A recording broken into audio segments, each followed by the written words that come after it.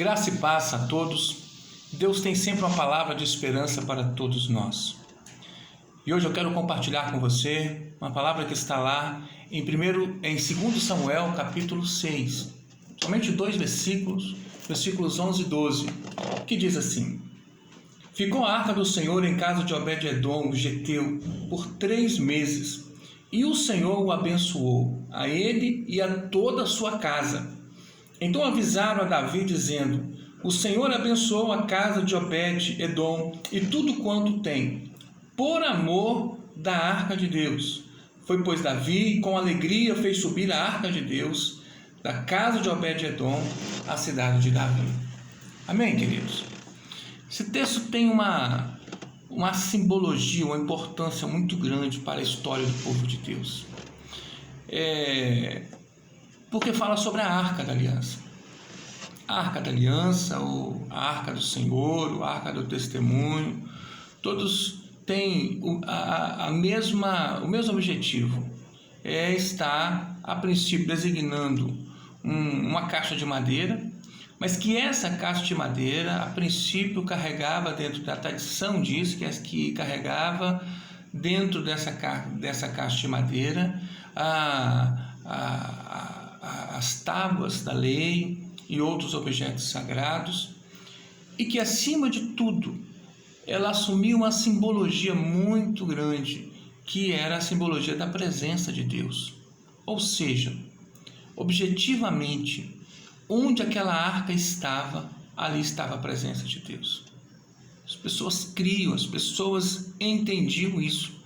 Onde a arca do Senhor estava, ali estava a presença de Deus, se manifestando, abençoando as pessoas ou manifestando o propósito do Senhor naquela casa, naquela situação. E assim, queridos, Davi, depois que assumiu o seu reinado, assumiu o trono, ele em determinado momento disse: Eu quero trazer a arca do Senhor para Jerusalém. Só que descobriu onde que estava a arca, estava lá na fronteira do povo de Deus com os filisteus.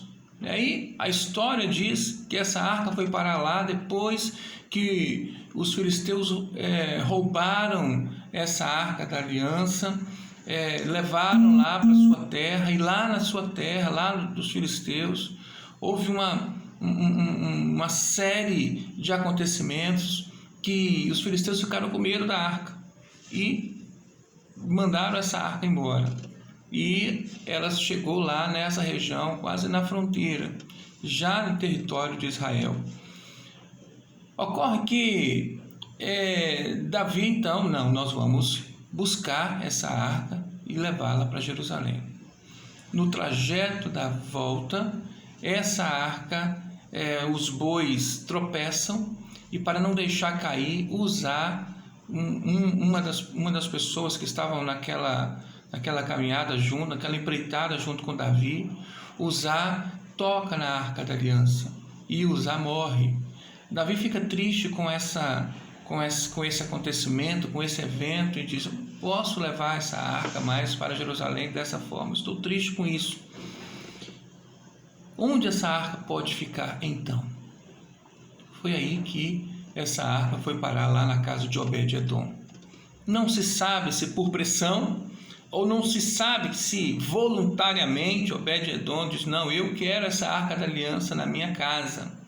Independente disso, a arca da aliança foi parar na casa de Obed-edom. E esse objeto ficou na casa de Obed-edom por 3 meses. E a palavra que nós lemos relata que durante esses 3 meses foi um tempo tremendamente abençoado para Obed-edom, e não somente para Obed-edom, mas para toda a sua casa. Isso, queridos, tem um significado muito grande. Entendendo que a arca da aliança, a arca do Senhor, simboliza a própria presença do Senhor. O que nós concluímos com isso é que a presença de Deus faz toda a diferença para uma vida ou para uma família inteira. A presença de Deus muda a história de uma família. A presença do Senhor muda a história de uma pessoa e muda a história de uma casa inteira. Pois é isso que o texto relata. Quando o fato dessa arca ter ficado na casa de Obed-edom por 3 meses mudou a história deste homem, mudou a história daquela família.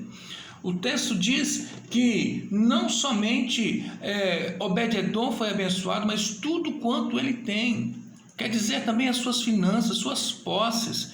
Pense em qualquer coisa que Obed-edom tinha, podemos incluir até os animais dele. Tudo foi abençoado pelo Senhor.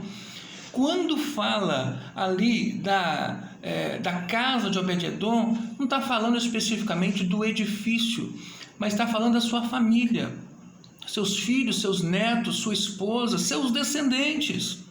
Quer dizer, querido, que quando nós atraímos a presença do Senhor para a nossa vida, para a nossa família, para a nossa casa, para o nosso lar, todos os nossos queridos, todos os nossos familiares são abençoados. Perceba, querido, a importância da presença de Deus na nossa casa, a importância da presença de Deus na nossa família. E, portanto, nós precisamos atrair essa presença de Deus, lendo a palavra, orando, especialmente adorando o Senhor com toda a intensidade, com toda a entrega, com todo temor, com toda a convicção. Querido, se você quer sua família abençoada, se você quer seu lar abençoado, se você quer sua esposa abençoada ou seu esposo, se você quer a sua descendência abençoada, suas posses abençoadas, suas finanças abençoadas, eis aí o caminho que a palavra do Senhor nos aponta. Atrair a presença do Senhor, trazer a arca da aliança para a sua casa. Um último detalhe para encerrar é o fato de que Obed-edom era um geteu e que uma outra forma de dizer que ele era um filisteu, que a princípio, portanto, estava fora da descendência de Abraão e, portanto, alguém que a princípio naturalmente não receberia a bênção do Senhor, não seria algo natural do mover de Deus abençoador. Mas quando ele se dispõe a receber a casa do Senhor, a arca do Senhor na sua casa, as coisas mudam e de inimigo ele passou a ser uma bênção, alguém abençoado pelo Senhor. Queridos, a presença do Senhor faz toda a diferença na nossa vida. Atraia a presença do Senhor. Receba a presença do Senhor na sua vida, na sua casa. Nesses tempos tão difíceis, nesses tempos de pandemia, esse tempo de insegurança, de ansiedade, de preocupações exageradas, tempo de nós atrairmos a presença do Senhor para a nossa vida e para os nossos familiares. Amém? Deus abençoe a sua vida. Fique com Deus.